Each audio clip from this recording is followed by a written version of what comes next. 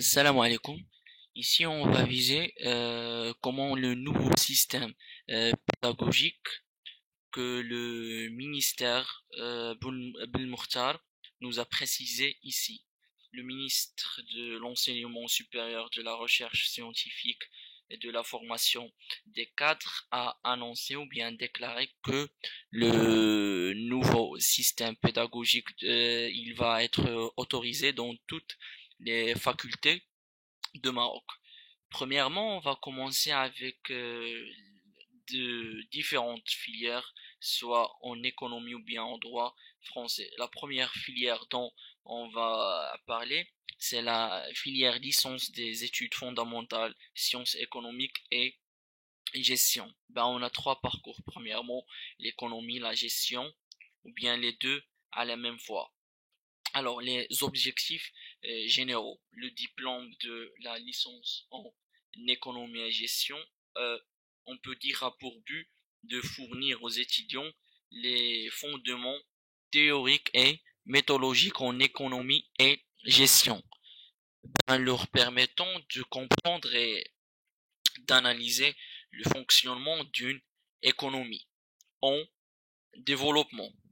La formation a pour particularité de combiner de façon équilibrée des enseignements en économie ou bien en gestion. Alors, on peut dire qu'elle permet de donner aux étudiants une vision globale des problèmes économiques et de gestion et de régulation des organisations tant privées que publiques. Par ailleurs, elle a pour particularité de préparer au métier de l'enseignement dans le domaine des sciences économiques et sociales de la gestion. Délibérément, en général, mais aussi tourné vers le monde professionnel, la licence en sciences économiques et gestion permet d'acquérir les fondamentaux de la gestion indispensables à la poursuite d'études en master comme à l'accès à des carrières dans des entreprises, pourquoi pas privées ou publiques, notamment dans les groupes favorisant la formation interne et la promotion. La formation apparemment est conçue pour permettre aux étudiants d'acquérir une bonne connaissance du fonctionnement de l'entreprise via l'utilisation d'outils traditionnels, par exemple le contrôle de la gestion, fiscalité, etc. Mais aussi à l'aide de nouveaux concepts destinés à familiariser l'étudiant avec les enjeux d'une économie caractérisée par des changements rapides et non prévisibles. La déformation a deux travail pour exercer la langue maternisation. La formation est conçue aussi pour répondre à une forte demande des entreprises en personnel de gestion d'un niveau intermédiaire. Elle a pour objectif de former des cadres et futurs cadres de gestion généralistes ou spécialisés. La formation aussi a pour but conçu aussi pour répondre à une forte demande des entreprises en personnel de gestion d'un niveau intermédiaire. Ben, elle a pour objectif de former des cadres et futurs cadres de gestion généralistes et ou spécialistes. Deuxièmement, on va parler à propos des compétences et à savoir à acquérir les objectifs généraux de ce diplôme en termes suivants. Ben, premièrement, la capacité d'analyse et de synthèse des données économiques, statistiques, comptables et financières. Maîtrise des outils d'analyse statistique, des logiciels de traitement des données statistiques ou bien des logiciels de conception d'enquête et d'acquisition des données. La capacité d'analyse ou de synthèse des phénomènes économiques contemporains. Tout de là, la maîtrise des concepts fondamentaux en économie, en gestion et en sciences humaines, la capacité d'abstraction aptitude à modéliser une situation économique, à traiter, à synthétiser différentes sources d'informations. Troisièmement, la capacité transversale. C'est une capacité de rédaction, de documents, de synthèse, une aptitude à travailler en groupe, à communiquer à l'oral, maîtrise des outils de bureautique, la capacité d'analyse et compréhension des entreprises et des organisations, ainsi que leur interdépendance, la capacité d'analyse et compréhension des enjeux des mécanismes économiques à l'œuvre au niveau national ou mondial. Aussi, la connaissance des institutions économiques, leur rôle et leur fonctionnement, la capacité d'analyse et compréhension du fonctionnement des organisations et la maîtrise des outils de leur gestion de base, et etc. Mais je peux dire que au-delà de la maîtrise des outils, cette formation entend donc de développer l'ouverture d'esprit et la capacité à réfléchir, toute qualité indispensable lorsqu'il s'agit d'exercer des métiers en constante évolution. Ainsi, après acquisition des savoirs disciplinaires fondamentaux, les étudiants ont la possibilité de profiler leur étude future et d'orienter leur parcours vers la professionnalisation, master professionnel, ou vers l'approfondissement des connaissances, master. Ben, les étudiants issus de cette formation seront aussi particulièrement aptes à exercer dans des différentes écoles et de manière générale dans les organisations de taille moyenne en leur apportant des compétences dans les domaines indispensables pour le fonctionnement d'une organisation, à savoir le pôle économique et le pôle management. Les fonctions aussi occupées pourront être, à titre d'exemple, assistant de gestion comptable et financière, assistant chef de produit commercial pour la licence générale, assistant chef de marché ou assistant de responsable export pour l'option commerce international ou assistant de responsable financier pour l'option finance. À propos du troisième cas, on va parler des modules de la filière. On va commencer avec le tronc commun. Je pense qu'il y a des changements dans la filière d'économie et de gestion pour le tronc commun et pour le S3 et S4. On va commencer premièrement avec le S1.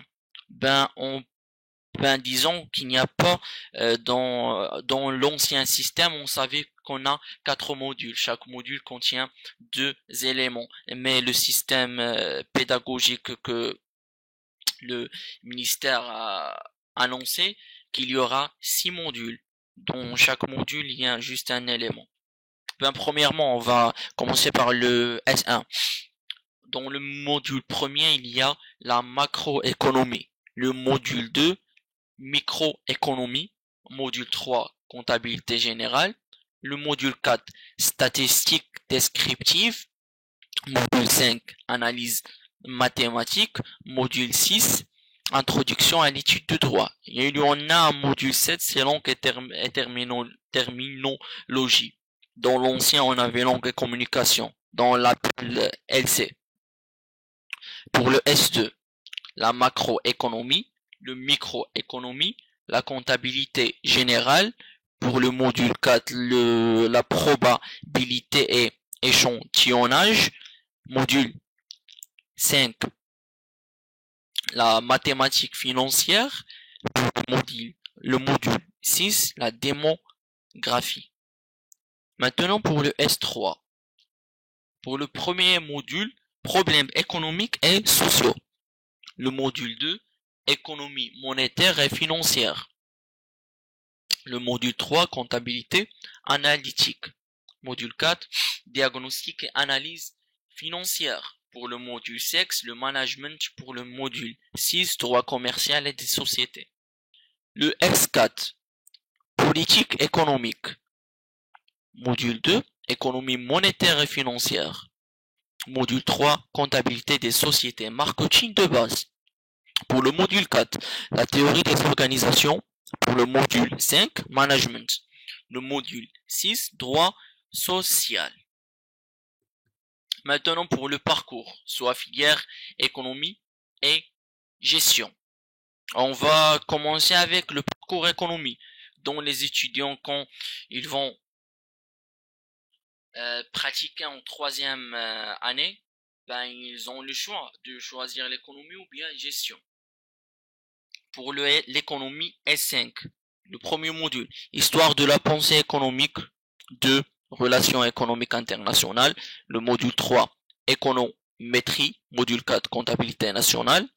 Module 6, finances publiques. Pour le module 6, économie industrielle.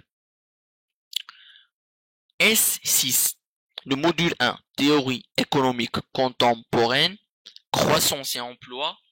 Module 3, économétrie. Module 4, comptabilité nationale. Module 5, finances publiques. Bien, ça c'est 45 heures pour pour le module 5, pour le module 6. Maintenant, pour le parcours, ou bien les étudiants qui vont choisir la filière de gestion. Pour le S5, le module 1, on a la fiscalité d'entreprise. Le module 2, gestion financière. Module 3, marketing approfondi. Le module 4, gestion des ressources humaines. Module 5, informatique de gestion. Recherche opérationnelle. Module 6, droit des affaires. Pour le S6, le module 1, audit général. M2, contrôle de gestion. M3, management stratégique. Module 4, stratégie industrielle. Pour le module 5 et le module 6, je pense que ça sera juste pour les recherches.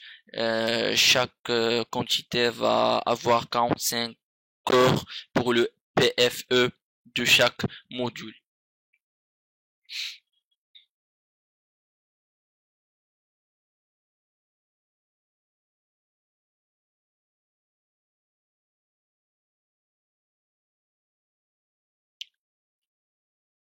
Après avoir dit le changement chez les étudiants ou bien qui vont avoir l'année prochaine le nouveau système pédagogique, c'est ça, euh, bien on peut dire la possibilité, c'est que j'ai dit que le système pédagogique va avoir un changement juste dans les modules. En tout cas, ici on va passer pour la filière droit. Droit privé et droit public.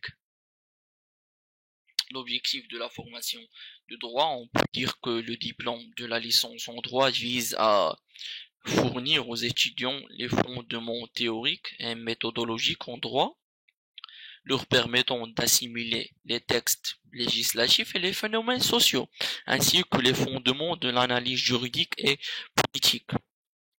La formation est conçue pour permettre aux étudiants d'acquérir une bonne connaissance de l'articulation du droit privé et public et acquérir des compétences pratiques selon les nouveaux concepts.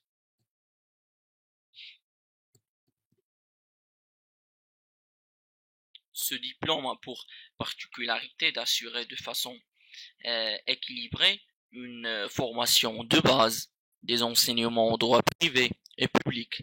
Il permet aussi d'offrir aux étudiants une vision globale des méthodes d'analyse juridique et politique indispensables à la poursuite d'études en master droit privé et public en sciences politiques. La formation vise aussi à répondre aux besoins des secteurs de la justice et des entreprises en juristes qualifiés.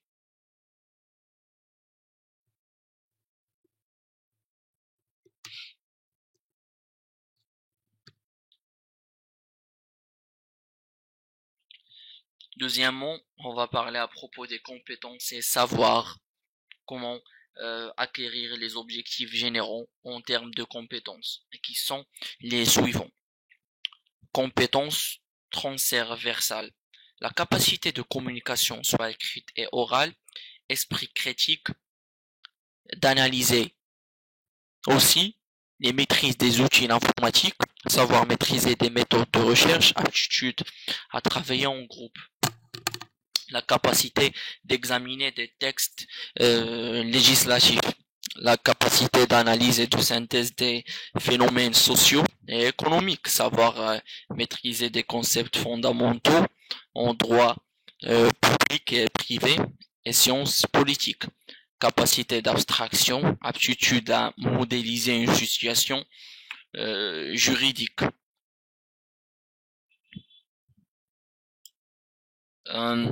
La connaissance des régimes, troisièmement, la connaissance des régimes juridiques et des institutions administratives, leur rôle et leur fonctionnement, et de maîtriser les techniques d'expression écrite et orale dans le champ du droit privé et public en sciences politiques. Ainsi, après l'acquisition des savoirs disciplinaires fondamentaux, les étudiants ont la possibilité de profiter leurs études et de s'orienter, pourquoi pas, vers des parcours professionnalisants ou d'approfondissement. Après tout ça, on a parlé de deuxième, les compétences et savoirs à acquérir. Troisièmement, on peut parler, pourquoi pas, pour l'ouverture sur l'environnement.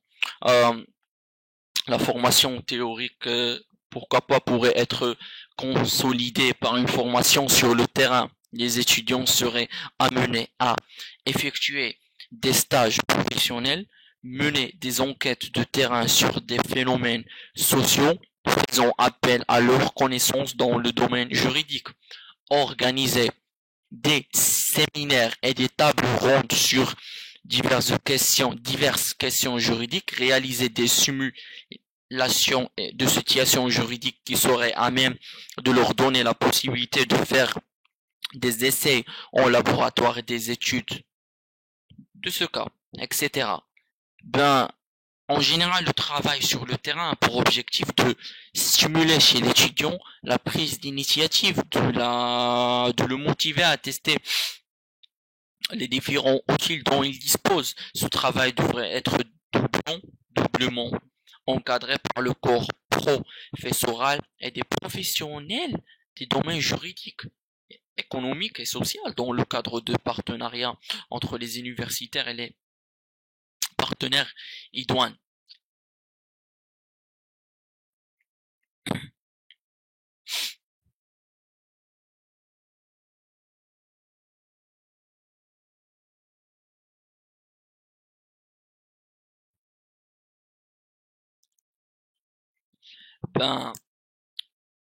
C'est un petit exemple ici. Je veux donner une introduction de droit pour les nouveaux étudiants de droit français en droit arabe S1 et S2. Je vais essayer de donner une idée à propos de droit, comment savoir pratiquer une introduction.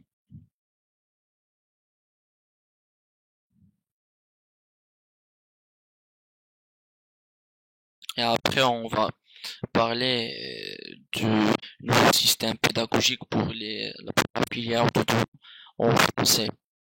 Tout ce qui est nouveau, le changement des matières aussi, pour le premier module, le deuxième, le troisième jusqu'à le sixième.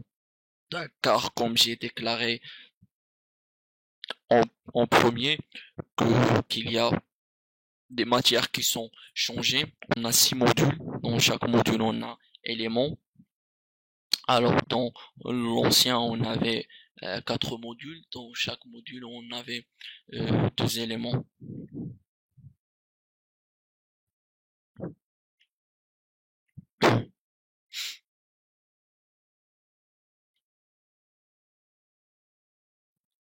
Dans ce cours d'introduction au droit aborde les spécificités de la matière, contraintes et outils spécifiques et livre un résumé du droit français qui permettent ainsi de donner une idée générale.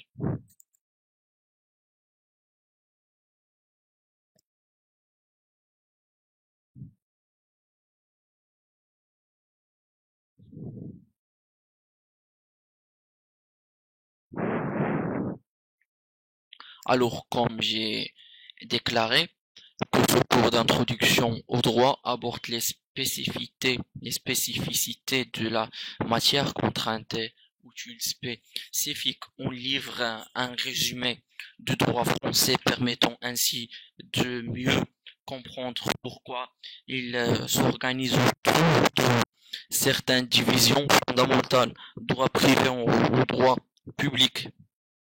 Il doit aider l'étudiant à assimiler l'organisation juridictionnelle française, aidant ainsi à la lecture des décisions de justice, à une bonne compréhension des spécificités des décisions en fonction de la juridiction dont elles émanent.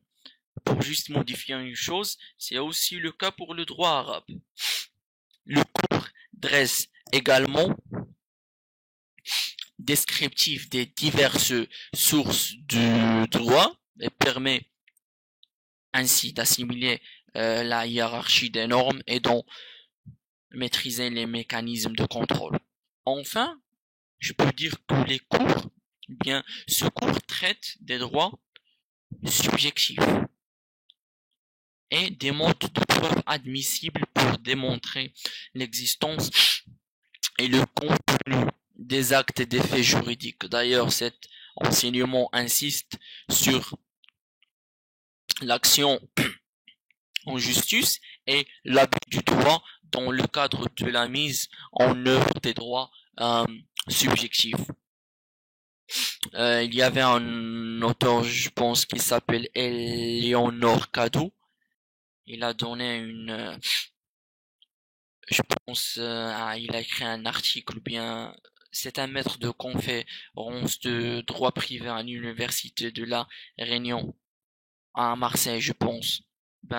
Il a dit que l'histoire du droit français de l'ancien droit à la codification Napoléon, les branches du droit qui a l'organisation juridictionnelle, qui a les choses suivantes: les ordres juridictionnels et administratifs, le tribunal des conflits, les sources du droit, les sources supra-législatives, la constitution et les sources internationales, la loi, la jurisprudence, la coutume, les autorités, les conflits de normes, la hiérarchie des normes et l'application de la loi dans le temps, les titulaires des droits subjectifs, la classification des droits subjectifs, mais aussi les droits patrimoniaux